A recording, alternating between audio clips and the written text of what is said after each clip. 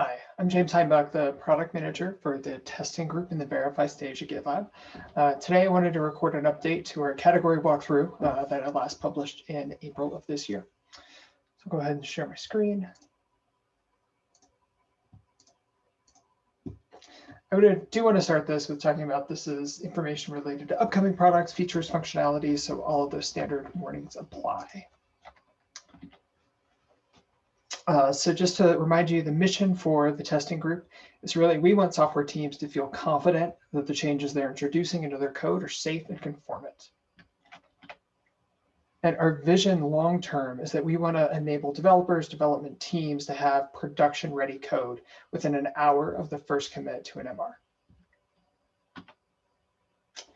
We talk a little bit about our jobs to be done. I'll add a link to our jobs to be done page in the handbook, so you can dig into those jobs to be done as you want,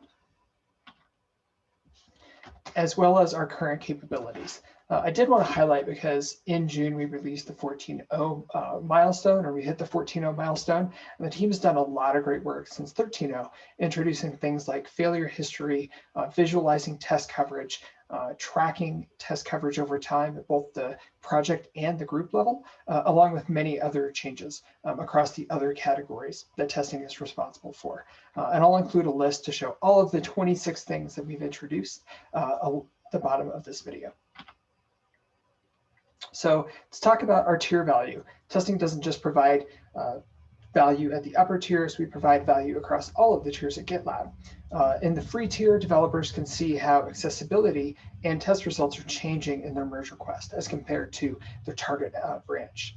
And team leads can track test coverage within their project so they can see how test coverage is changing over time.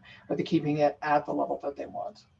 In the premium tier, developers can see how load and browser performance has changed in their merge request as compared to the target branch, as well as utilize our custom reporting, our custom metrics reports to track things that we don't necessarily track.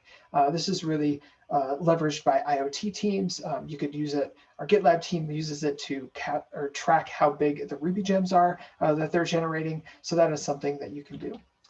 And then directors can track that test coverage in all of their projects, see it at the group level, so they can dig into individual projects as they see a need to and see how they're changing over time. And then in the ultimate tier, a feature that we've just introduced is being able to see code quality changes as part of the MR diff. So not just seeing within the widget that something has changed as part of the MR, but in the changes tab itself, seeing the line that is changed on. So you can more quickly leave feedback as part of a code review or address things as a developer. Just to reiterate the accessibility changes, seeing those in the MR, seeing how test coverage is changing over time, as well as then within the MR itself, all of the jobs that make up that test coverage, and visualizing within the changes tab, is there test coverage for this or not?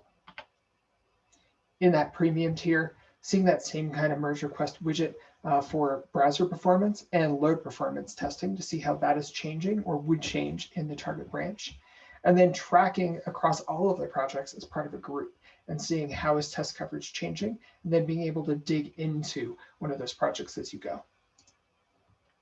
And in the ultimate tier, brand new feature, being able to see as part of your code review in that changes tab, is this line something that is flagged or a new code quality violation? What is going on here? Can I leave a comment as a reviewer? Is it something that I can fix easily as the author of the MR? So that's where we're at today. But let's look a little bit at our near-term roadmap.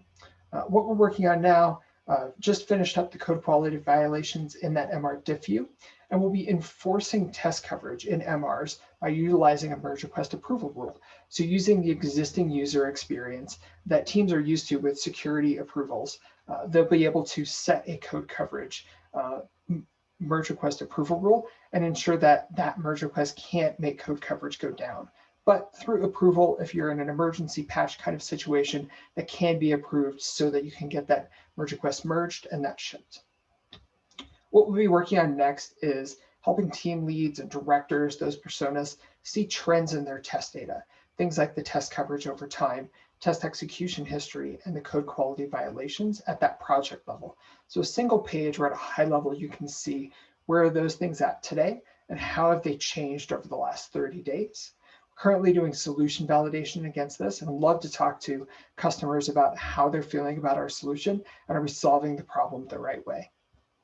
And later on in this year and into next year, we're going to be starting to dig into flaky tests. We think that a first step there is seeing a project history report or understanding how a test is potentially flapping over time. This is an extension of an MVC that we introduced between 13.0 and 14.0 that'll show you if a test has failed, is it already been failing on my default branch? How many times has that failed over the last 14 days? We're getting good feedback from customers that that's a good indicator that a test might be flaky, but there are next steps that we can take there. And so that wraps up just the quick overview that I wanted to do today as of June 2021. Thanks.